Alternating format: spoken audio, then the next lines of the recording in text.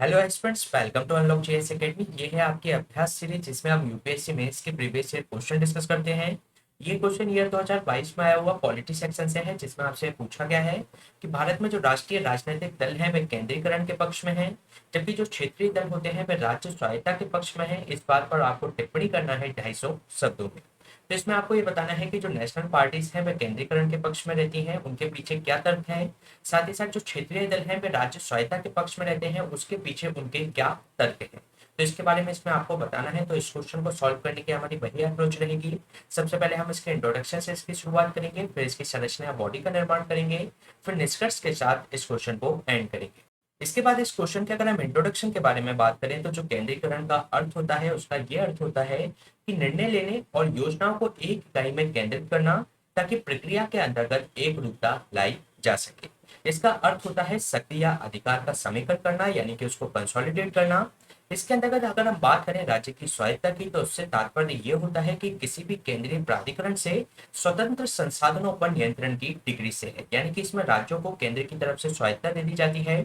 इसके अलावा अगर हम बात करें विकास की, मंचों पर प्रतिनिधित्व की या वित्त जैसे मुद्दों की, तो उस पर राष्ट्रीय एवं क्षेत्रीय राजनीतिक दलों के बीच में हमें खींचतान देखने को मिलती है। इसके साथ ही अगर हम बात करें एक राष्ट्रीय दल और एक राज्य दल के बारे में, तो लोकसभा या विधानसभा के आम चुनाव में उनके प्रदर्शन के आधार पर किसी भी राजनीतिक दल को राष्ट्रीय दल या राज्य दल के रूप में इसके अंतर्गत मान्यता दी जाती है।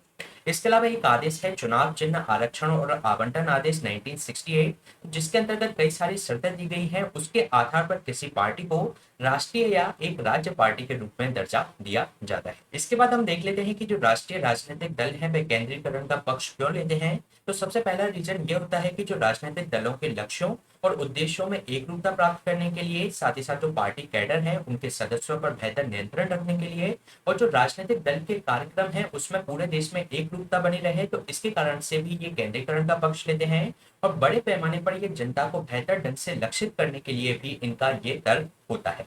साथ ही साथ आगामी चुनाव में जीतने की उन संभावनाओं को बेहतर बनाने के लिए भी ये केंद्रीकरण के पक्ष में होते हैं। इसके साथ ही अगर हम बात करें, जो केंद्रीकरण होता है आमतौर पर क्षेत्रीय दलों और क्षेत्रीय मुद्दों की प्रतिकूलता से जुड़ा होता है, और ये राष्ट्रीय सुरक्षा से संबंधित जो मुद्दे होते हैं उसको प्रमुख महत्व या आज्ञाकारिता की मांग करता है।